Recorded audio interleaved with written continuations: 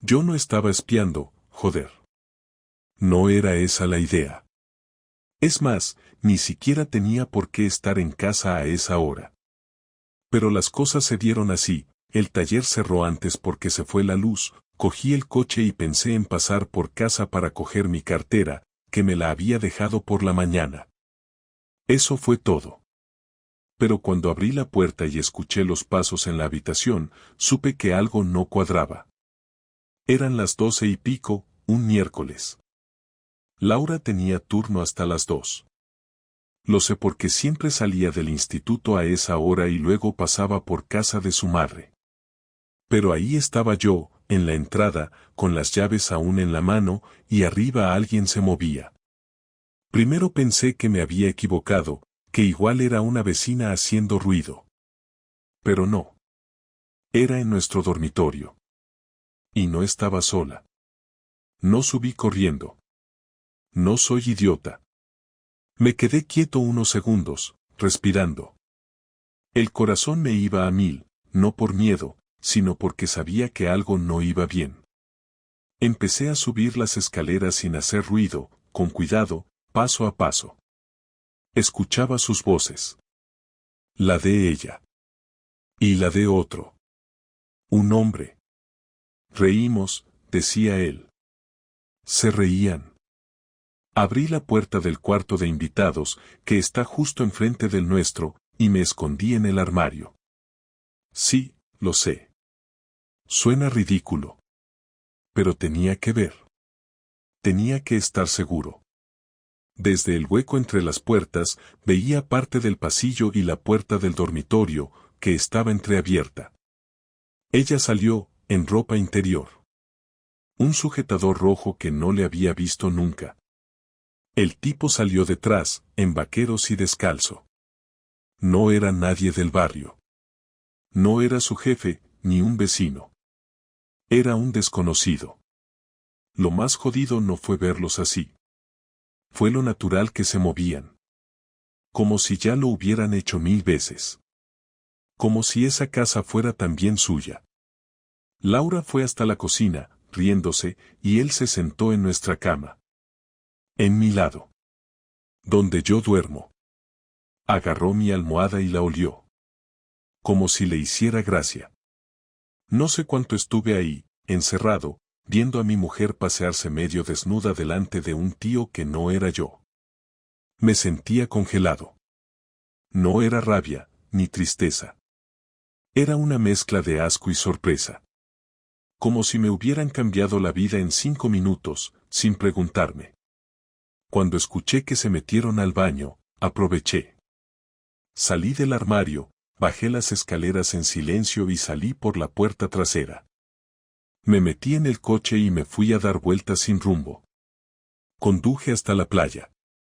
Aparqué frente al mar, y me quedé ahí, en silencio, sin música, sin pensar en nada. Solo miraba al horizonte, como un gilipollas. No lloré. No me cabreé. No dije cómo pudo hacerme esto, ni nada por el estilo. Solo me sentí idiota. Como si hubiera estado viviendo en una película mala y no me hubiera dado cuenta. Lo más jodido es que esa mañana, antes de irme, le había dejado un póster en la nevera con un dibujo. Una tontería, un boceto de los dos en la bici, como cuando íbamos al río los domingos. Me dio por eso, no sé por qué. Quizá porque aún pensaba que todo estaba bien. Volví a casa sobre las 2. Entré con cuidado, como si fuese un ladrón en mi propia casa. No había nadie. El tipo ya se había ido. Laura estaba en la ducha. Como si nada. Como si no acabara de follarse a alguien en nuestra cama mientras yo estaba a 20 metros. Cuando salió, le pregunté cómo le había ido el día. Sonrió y me dijo que normal, que los alumnos estaban insoportables, que si fulanita había gritado, que si el jefe se retrasó. Me dio un beso en la mejilla, se puso el pijama y se sentó a cenar conmigo como si fuéramos una pareja de verdad.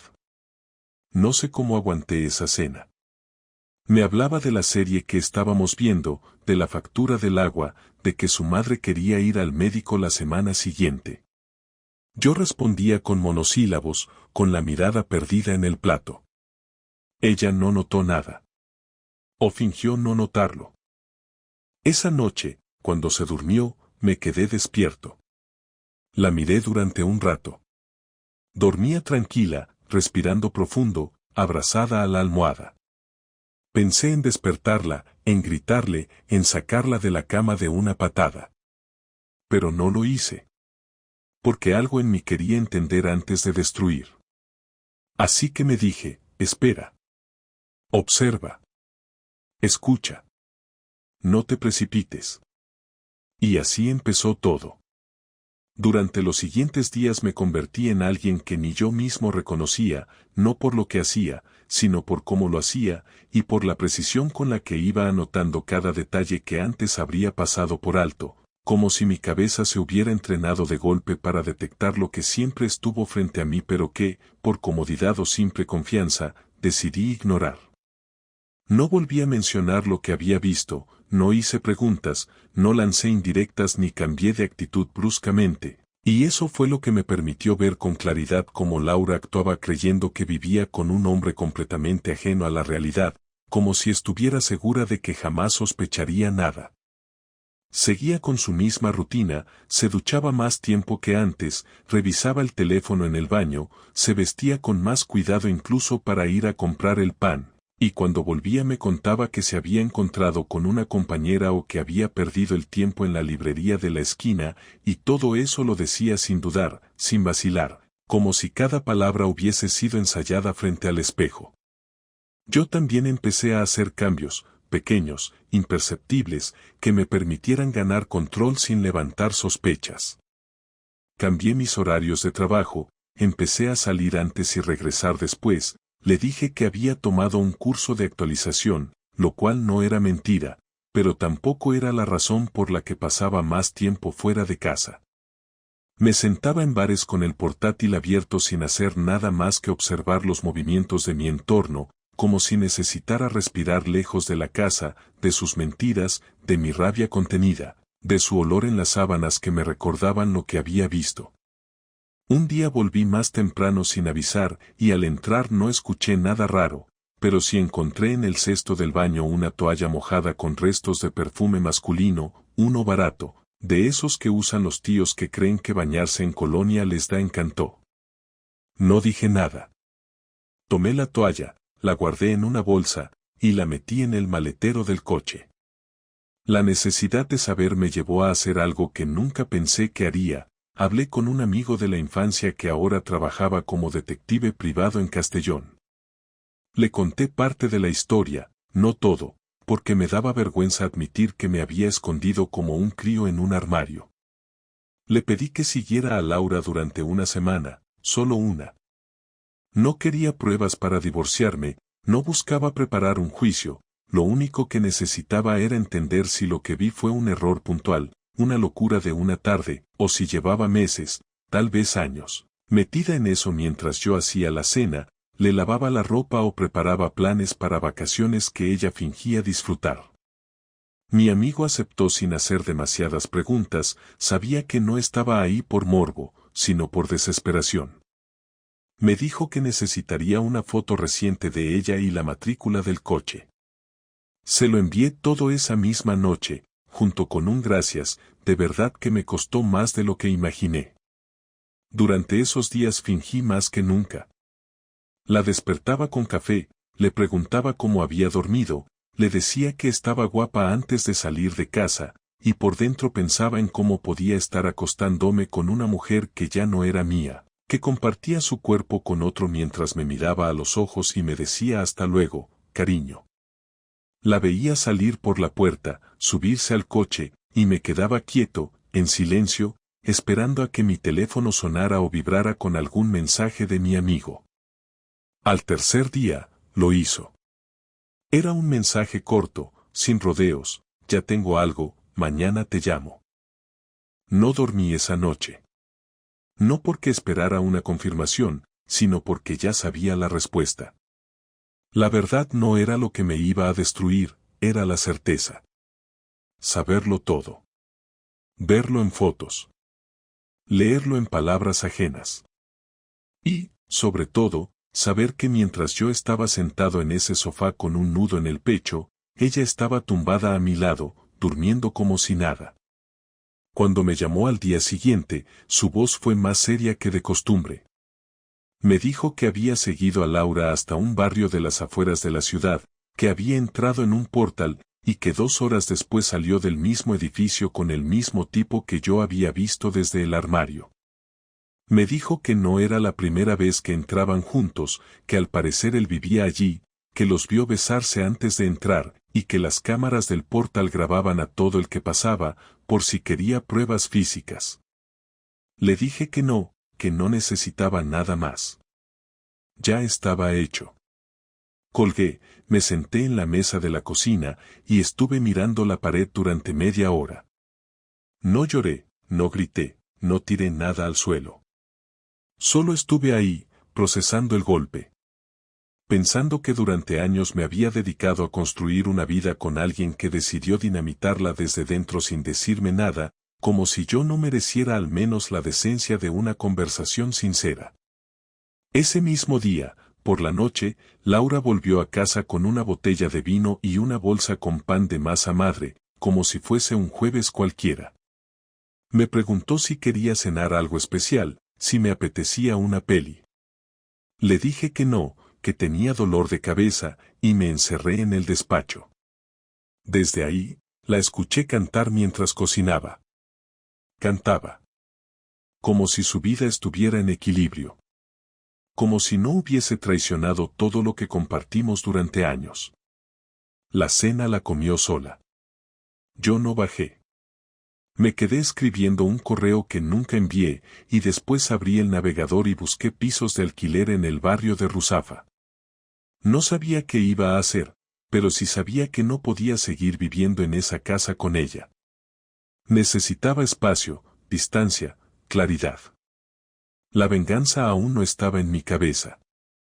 Solo pensaba en salir de ahí, desaparecer, empezar a reconstruirme en silencio, sin ruido, sin tener que fingir que todo iba bien mientras por dentro me moría de asco. Esa noche dormimos espalda con espalda. Ella me tocó el hombro en la madrugada, como buscando acercarse. Me hice el dormido. Escuché su respiración, suave, tranquila. Y me juré a mí mismo que esa sería la última vez que compartía cama con ella. No porque no la quisiera, sino porque ya no la respetaba. Y sin respeto, no hay nada. Solo ruinas. El viernes siguiente decidí que ya no podía seguir fingiendo. Llevaba días midiendo mis palabras, actuando como si no supiera nada, escuchando sus historias inventadas sobre reuniones, cafés con compañeras y tardes en el gimnasio que no existían. Me cansé.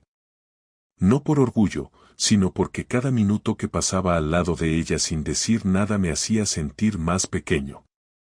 Así que esa mañana me levanté antes que de costumbre, preparé café y esperé a que bajara.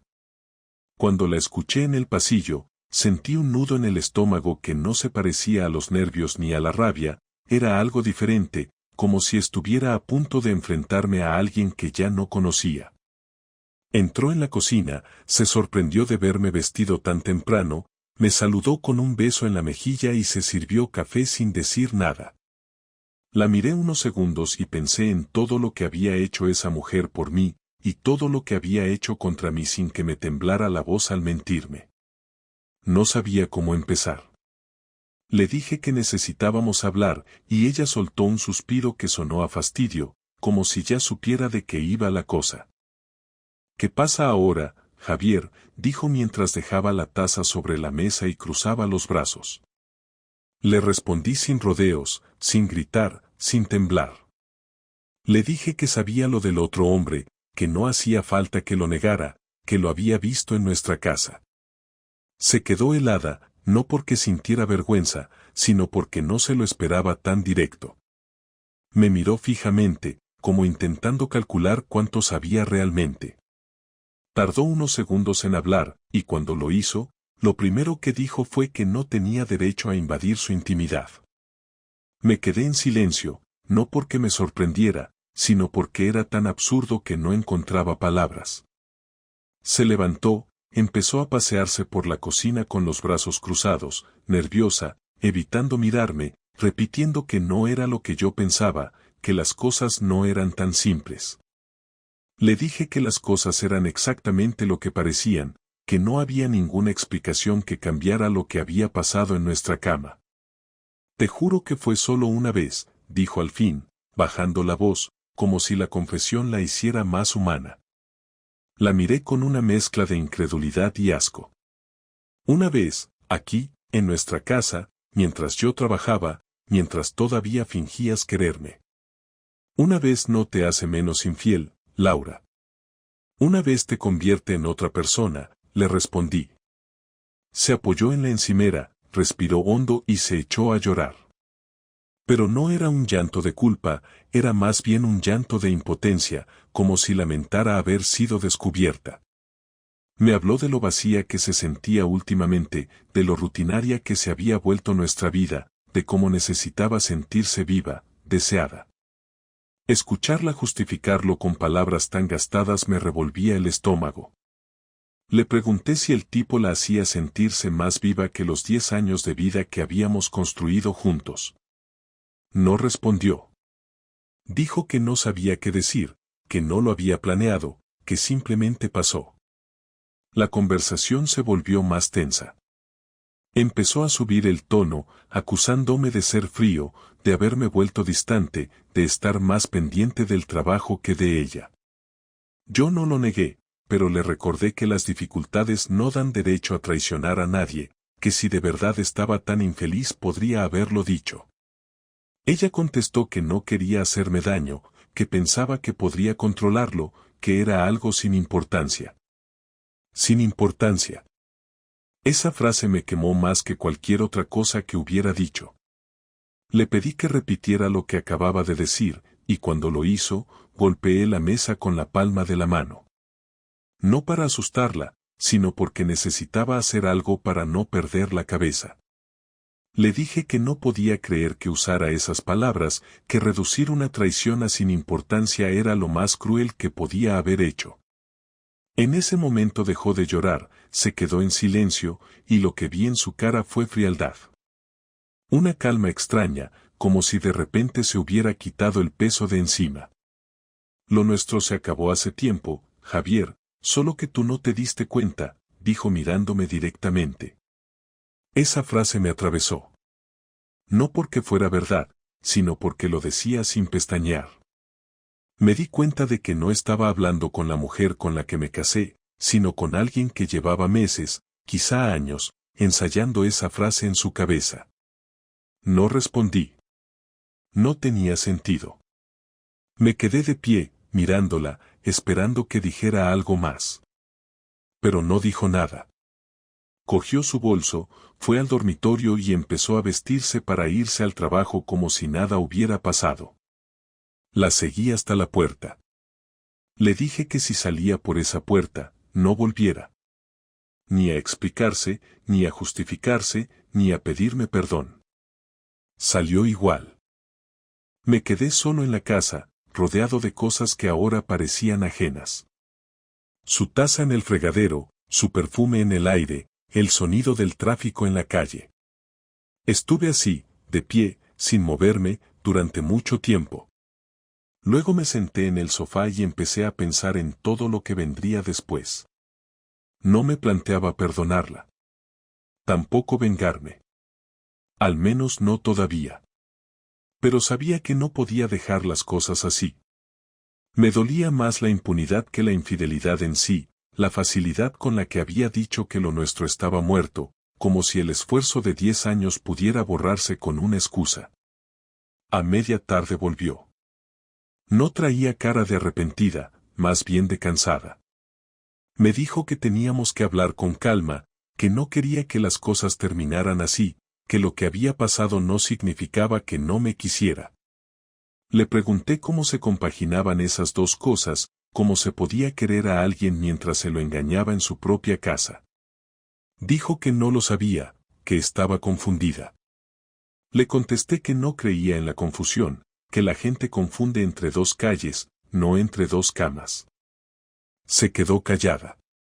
Me pidió que no dijera nada a su familia ni a la mía, que necesitaba tiempo para pensar, que lo que teníamos podía arreglarse si los dos queríamos. Esa frase me dio una sensación de desprecio que no había sentido antes. Yo no quiero arreglar nada, Laura. Quiero entender en qué momento dejaste de ser mi mujer para convertirte en una desconocida, le dije. Se echó a llorar otra vez, esta vez con más fuerza, como si las lágrimas fueran una herramienta para frenar mi decisión. No surtió efecto. Esa noche dormimos en habitaciones separadas. Ella insistió en quedarse en casa hasta que todo se aclarara. No quise discutir. Le dejé el dormitorio y me fui al sofá. No dormí. Escuchaba cada ruido, cada movimiento, cada paso. Pensaba en las palabras que había usado: vacío, rutina, confusión. Palabras que suenan a justificación cuando lo que de verdad hay es deseo y egoísmo. A la mañana siguiente, cuando bajó, le dije que en una semana debía irse. Que podía quedarse unos días mientras buscaba dónde vivir, pero que no quería verla más de lo necesario. No me contestó. Preparó café en silencio y se fue sin despedirse. Durante esa semana nos cruzamos en la casa como dos extraños. No nos mirábamos. No comíamos juntos. No hablábamos. La única vez que abrió la boca fue para decir que lo sentía. Yo solo le respondí que no me servían sus disculpas. El sábado, mientras metía sus cosas en cajas, me pidió que no me quedara con odio. Le dije que no tenía odio, que solo sentía decepción, que odiar requería pasión, y ella ya no me despertaba nada.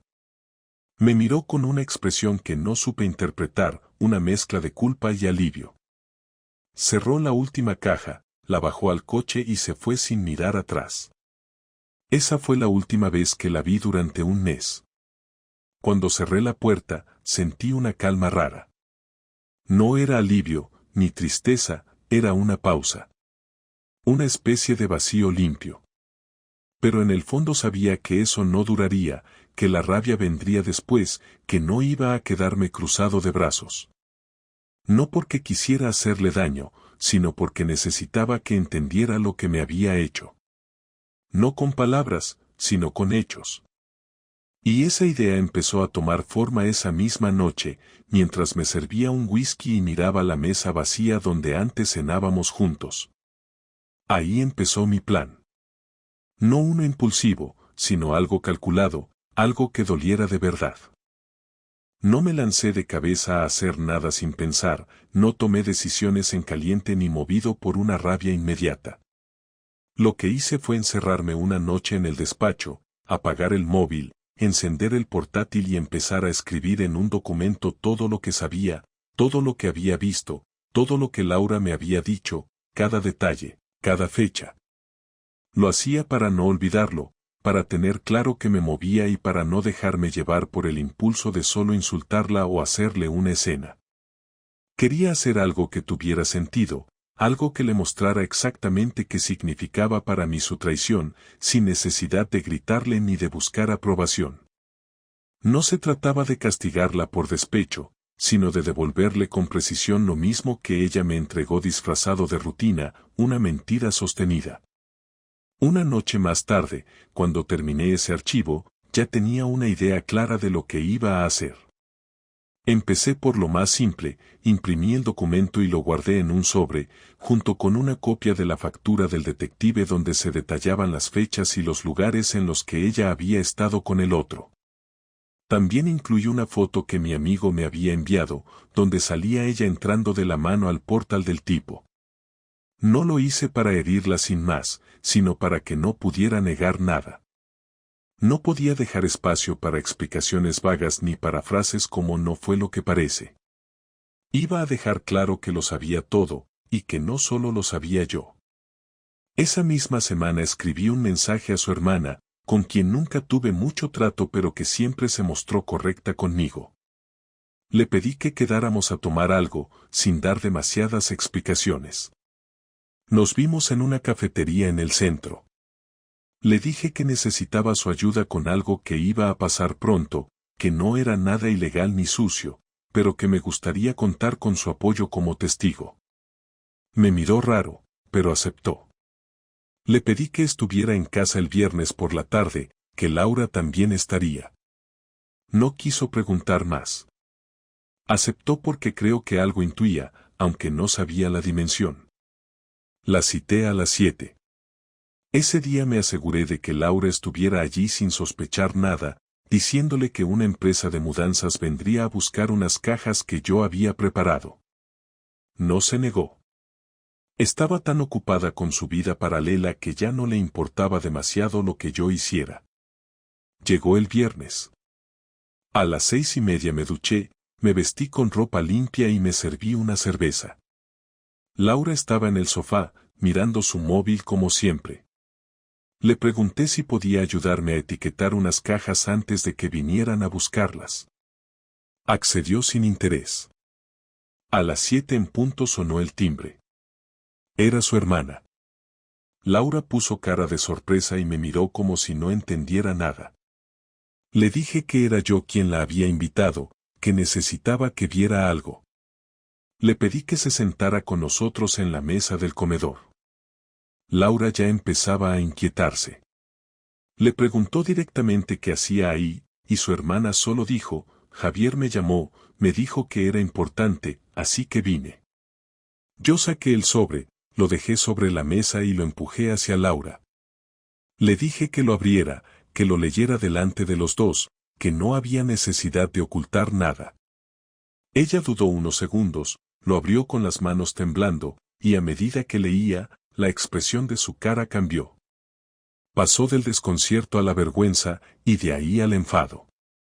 Me miró con rabia contenida, como si le molestara más que la hubiera expuesto frente a su hermana que el hecho de haber sido descubierta. Cuando terminó, lo dejó sobre la mesa y se cruzó de brazos. ¿Y qué esperas que haga con esto?, dijo. Le contesté que nada, que no esperaba nada, que lo que necesitaba ya lo había conseguido, que ella supiera que ya no tenía ningún poder sobre lo que había pasado, que no podía manejar el relato, que no podía disfrazar su traición de error o de confusión. Su hermana no dijo nada durante un buen rato, solo observaba, con cara de incredulidad, como si no pudiera encajar la imagen de la hermana responsable y seria con la persona que estaba sentada frente a ella, acusada con pruebas en la mano. Laura intentó justificarse, como si de repente tuviera algo que decir que pudiera cambiar la realidad.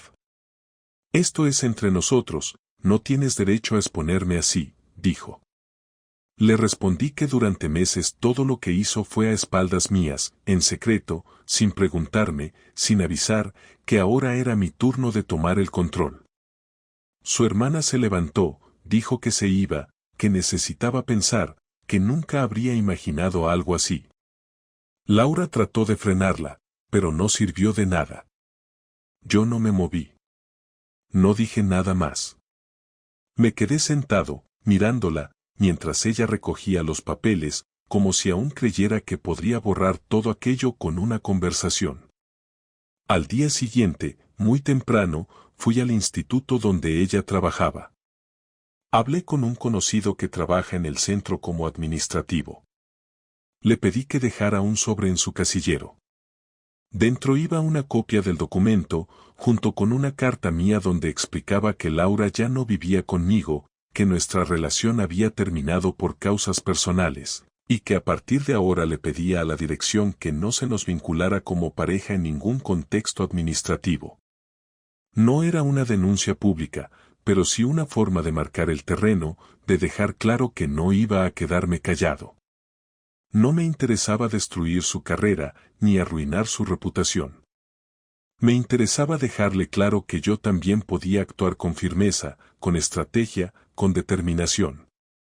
Esa noche me escribió un mensaje largo, lleno de frases absurdas sobre cómo me había convertido en una persona vengativa, en alguien frío y calculador. Me dijo que no esperaba eso de mí, que yo siempre había sido el que evitaba los conflictos. No le respondí. No porque no supiera qué decirle, sino porque ya no me interesaba seguir jugando su juego. Lo que necesitaba ahora era terminar de una vez con todo. El lunes pedí el día libre en el trabajo y me fui al abogado. Presenté los papeles del divorcio. Le conté todo. Me dijo que había visto muchos casos como el mío, que en el juzgado no me servía de mucho el material del detective, pero que moralmente tenía peso. Me dijo que iba a intentar que Laura no tuviera ventaja económica alguna, que si ella quería una separación tranquila, también debía aceptar que no había ningún motivo para recibir más de lo justo. Le dije que no me importaba el dinero, que lo único que quería era cerrar esta etapa con dignidad, sin regalarle nada a quien había tomado mis gestos de cariño y los había pisoteado sin remordimiento. Esa misma tarde le mandé un correo con la confirmación de que el proceso había comenzado. También le dije que podía recoger el resto de sus cosas cuando quisiera, pero que yo no iba a estar presente. Le dejé las llaves en el buzón.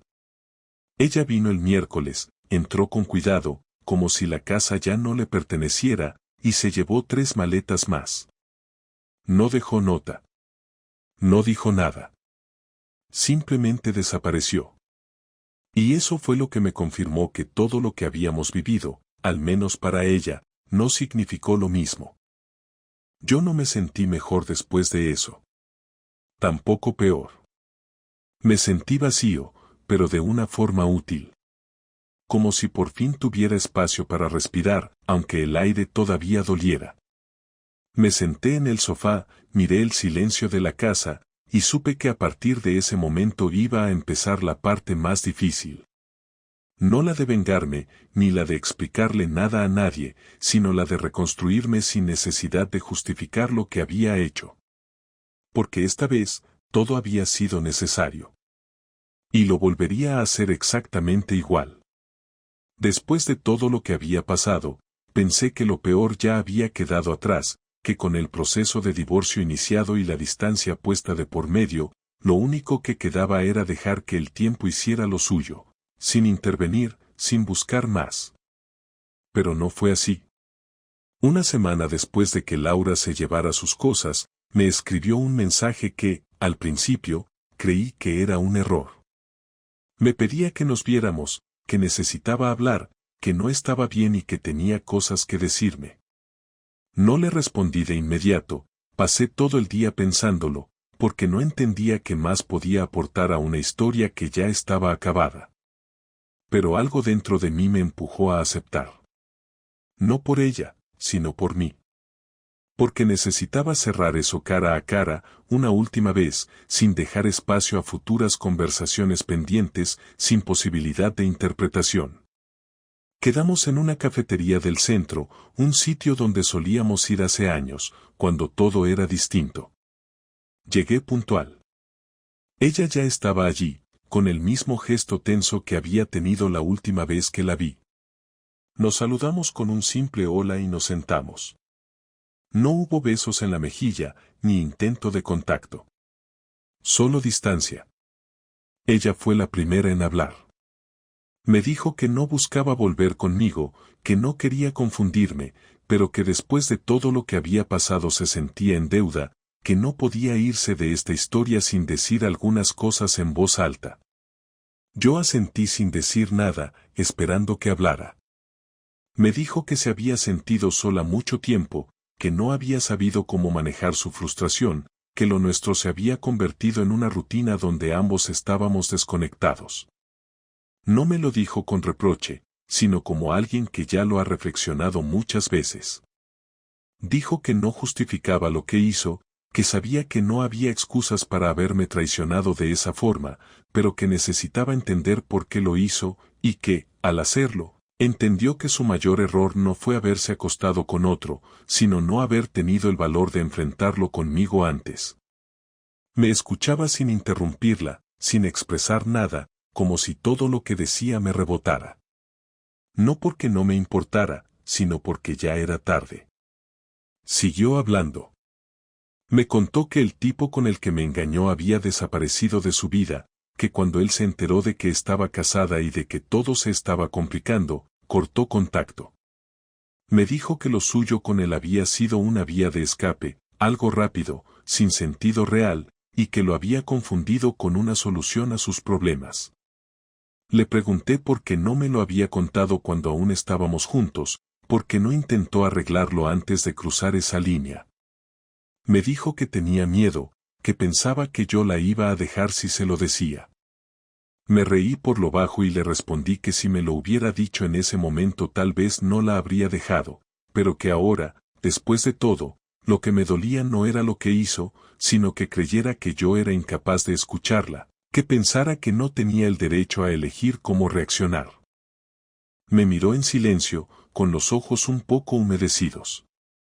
No lloró, pero se notaba que estaba conteniéndose. Me dijo que había leído el documento que le dejé, que leyó cada palabra y que eso fue lo que más le dolió, porque no había nada exagerado ni fuera de lugar.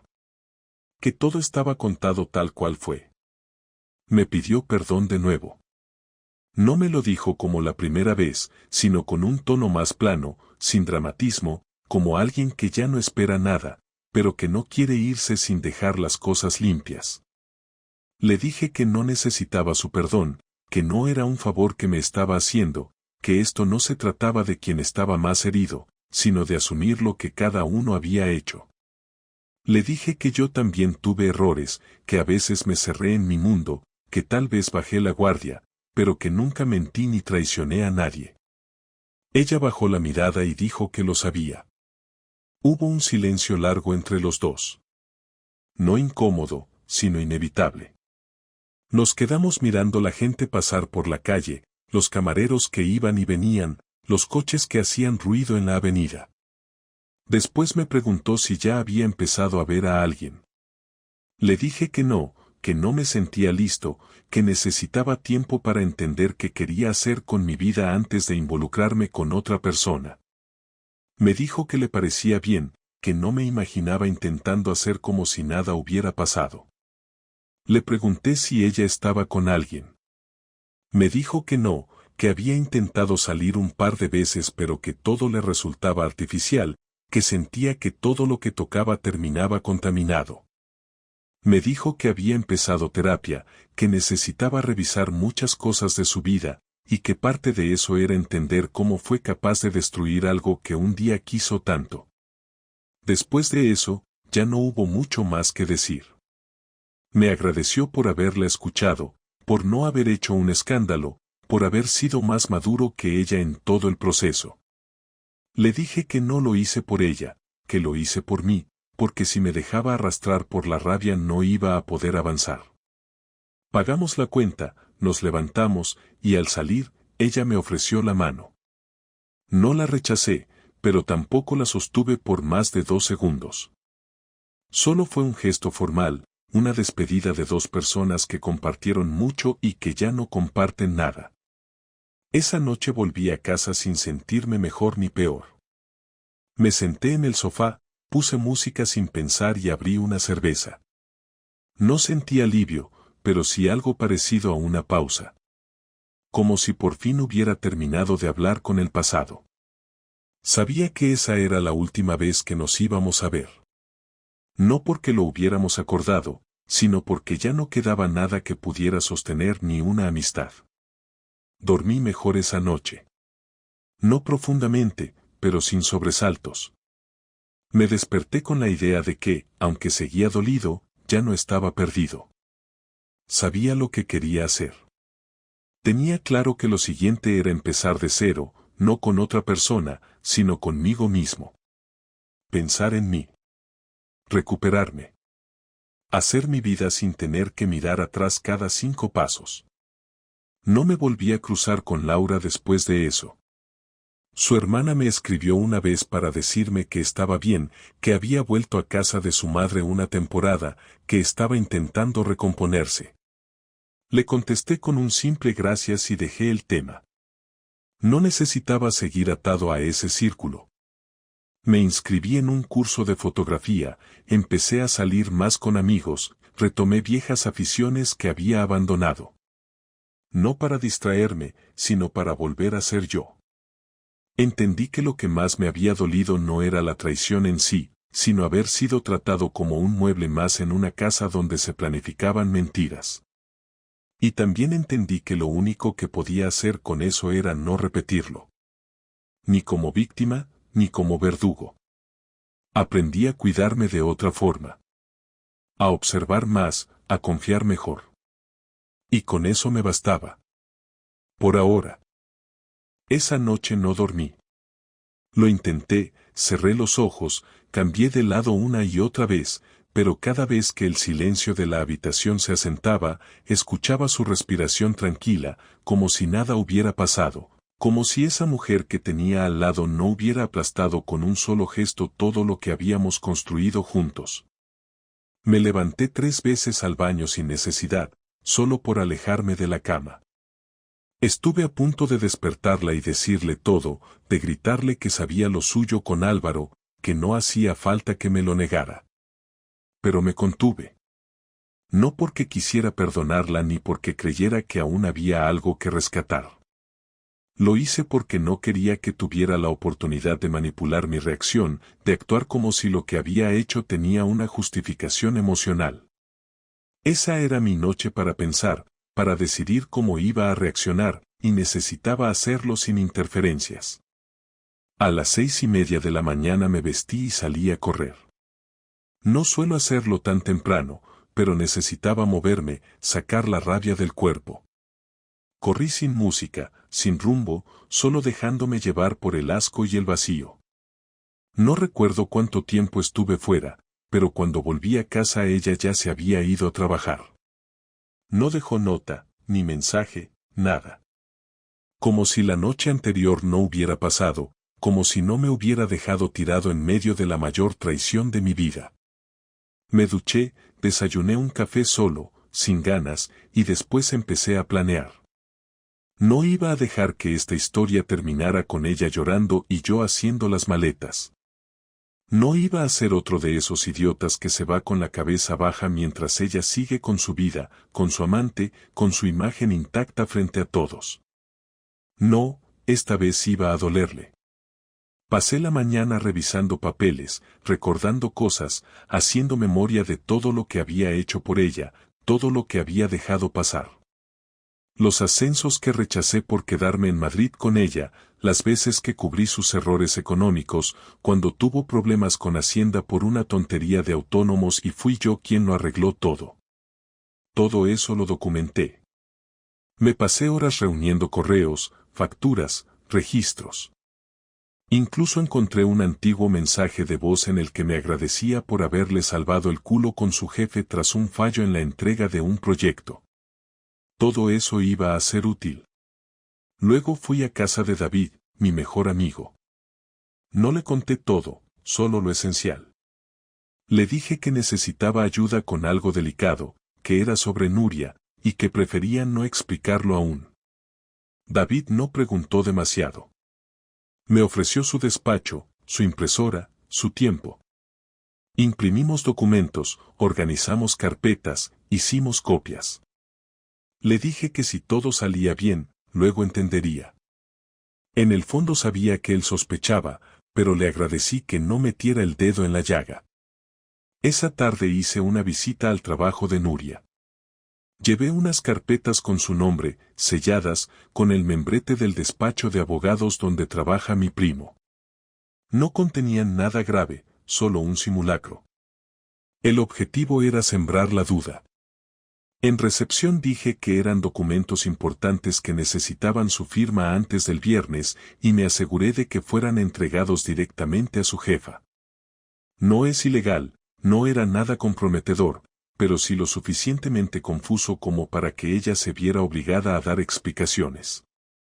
Y si algo he aprendido en todos estos años, es que cuando alguien tiene que explicar muchas cosas, acaba revelando otras que no debería. Después pasé por casa de su madre. Le dejé una caja con algunas fotos nuestras, un par de cartas viejas y una nota breve que decía, mira bien estas fotos. Luego pregúntale a tu hija si sigue pensando que yo era el problema. No necesitaba más. La señora siempre me había tenido en alta estima. Ella fue la que dijo en nuestra boda que yo era el hombre que toda madre querría para su hija. Pues bien, que vea en qué lo han convertido. Y como plato fuerte, preparé un correo electrónico dirigido a todos sus contactos laborales, incluyendo al mismísimo Álvaro. En él, redacté una carta donde no los acusaba directamente, pero donde planteaba ciertas preocupaciones personales sobre una posible relación extralaboral entre mi esposa y un compañero. El tono era respetuoso, ambiguo, pero lo suficientemente claro como para que quien lo leyera entendiera el mensaje. Lo dejé programado para enviarse el viernes a las 10, justo antes de la reunión de equipo que tienen cada semana. Lo último fue más simbólico. Tomé la alianza que llevaba desde hacía más de 10 años, esa que elegimos juntos en aquel taller de lavapiés, y la dejé en su joyero, sobre una nota que decía, esto ya no me representa. Luego salí de casa, me quedé en el coche una hora sin hacer nada, solo respirando, mirando por la ventana. Cuando ella volvió esa noche, todo estaba en silencio. Ni televisión, ni música, ni cena preparada. Se notaba que algo pasaba, pero ella no dijo nada. Me miró, me sonrió, intentó actuar como si nada. Hasta que vio la caja en la mesa, las carpetas en el salón y el joyero abierto. Entonces su cara cambió. ¿Qué es todo esto? Tú dime, le respondí sin moverme del sofá. Se acercó lentamente, revisó todo en silencio. Al ver la nota en el joyero, se le cayeron los hombros. No entiendo. Yo sí. Por fin. Estás exagerando. No sé qué crees que sabes, pero no es así. ¿No es así? La interrumpí, sin levantar la voz. Vale. Entonces dime tú cómo es. Se quedó callada. Miró al suelo. Respiró hondo. No quería que te enteraras así. ¿Así cómo? ¿Con pruebas? ¿Con detalles? ¿Con papeles? Fue un error, David. Solo pasó una vez. ¿Una vez? ¿Y lo de la comida con él en la oficina? ¿Lo del viaje a Valencia? No fue un viaje con él. Ya. Se sentó en la silla del comedor, se agarró la cabeza. No lloraba. Estaba derrotada. No quería perderte, joder. Pues haberlo pensado antes de meterte en la cama con otro. No hubo gritos. No hubo platos rotos.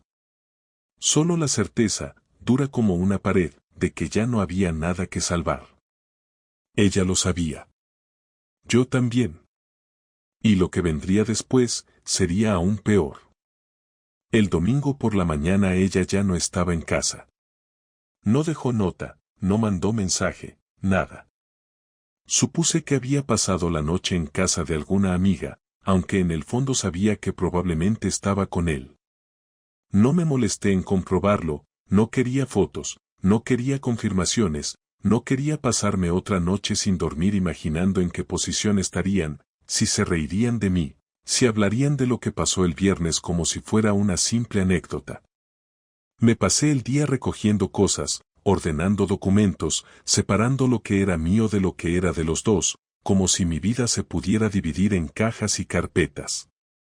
Tiré muchas cosas sin pensarlo, fotos de vacaciones, cartas suyas, recuerdos que hasta hace poco guardaba como si significaran algo. Me sorprendió lo fácil que fue deshacerme de todo, como si una parte de mí ya estuviera acostumbrada a la idea de que nada de eso era real. Llamé al abogado por la tarde. Le dije que quería acelerar el proceso, que ya no me interesaba ningún tipo de negociación, que si ella quería quedarse con el coche o con el piso, me daba igual, que lo único que necesitaba era salir de eso cuanto antes. Me dijo que hablaría con el representante de ella al día siguiente. También me ofreció hablar directamente con ella para evitar que volviéramos a vernos, y acepté sin dudar. No quería más encuentros, no quería más cafés, ni más conversaciones forzadas. No había nada que aclarar. Esa misma noche recibí un mensaje suyo. Me decía que necesitaba pasar por casa a recoger algunas cosas. Le respondí que lo hiciera cuando quisiera, que yo no estaría, que dejaba las llaves en el buzón. Al día siguiente, al volver del trabajo, todo estaba igual, salvo por su lado del armario, que estaba completamente vacío. También faltaban algunas cosas del baño, una lámpara que era suya y un par de libros. En el salón, sobre la mesa, había una hoja doblada con su letra. No era una carta, era una lista con lo que se había llevado, como si eso fuera un trámite más. No dejó ni una palabra personal. Ni una disculpa más. Ni un intento de arreglo. Solo objetos, cosas. Las semanas siguientes fueron raras. A veces sentía que todo lo que había pasado no era real, que en cualquier momento ella volvería por la puerta y me preguntaría qué quería para cenar. Otras veces me levantaba con rabia, con el pecho tenso, queriendo romper algo, gritarle, exigirle una explicación que ya no necesitaba. Lo más difícil fue enfrentarme a los demás. A mi madre, que siempre la trató como una hija. A mis amigos, que no entendían cómo alguien como ella podía haberme engañado. A los compañeros del trabajo, que empezaron a enterarse de la historia por partes, hasta que se convirtió en ese tipo de relato que todos comentan pero nadie se atreve a preguntar directamente. Una tarde, mientras tomaba algo con David, me preguntó si creía que alguna vez podría perdonarla. Le dije que no. Que no se trataba de rencor, ni de venganza, sino de respeto. Que alguien que cruza ciertas líneas no puede volver atrás, que una cosa es equivocarse y otra muy distinta es traicionar a conciencia. Me escuchó en silencio, asintiendo.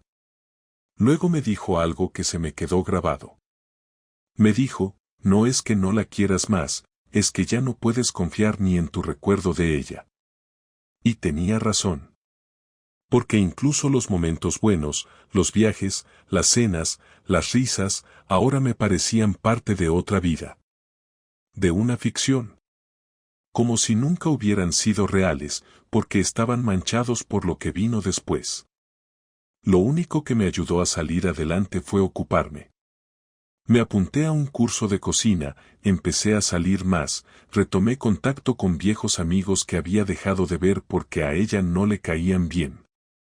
Fui al psicólogo, no por debilidad, sino porque sabía que necesitaba ordenar todo lo que sentía. En las sesiones hablábamos de confianza, de identidad, de cómo una traición así no solo rompe una pareja, sino que te rompe a ti como persona. Porque empiezas a dudar de tu criterio, de tus decisiones, de tu capacidad para leer a los demás. Pero poco a poco empecé a sentirme mejor. No feliz, pero sí más firme. Más claro. Más yo. Un día, meses después, me la crucé en un supermercado. Estaba sola, sin maquillaje, con cara de cansancio. Me vio y se quedó paralizada. No sonrió, no saludó, no intentó acercarse. Yo tampoco.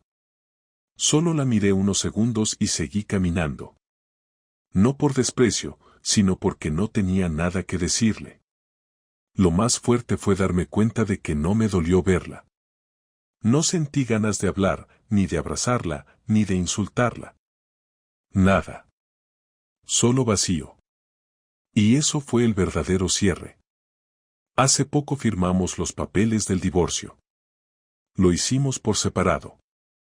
El abogado me avisó cuando ella ya había firmado, y al día siguiente fui yo. No hubo ceremonia, ni drama.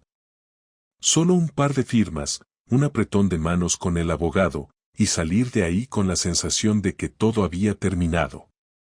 Después de eso, volví a casa y me abrí una cerveza. No brindé. No puse música.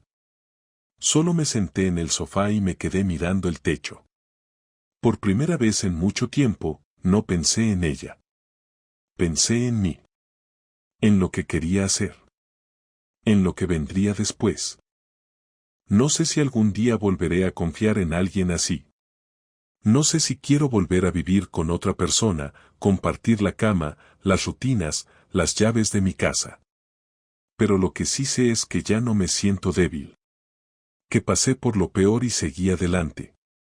Que no necesito entenderlo todo para seguir caminando. Y que si alguna vez vuelvo a enamorarme, será sin miedo, pero con los ojos más abiertos. Porque esta vez, nadie me va a destruir por dentro sin que me dé cuenta. Así que sí, esta fue la historia. No hay final feliz, ni redención, ni segundas oportunidades. Pero hay algo más valioso, libertad. Y con eso, para mí, ya basta.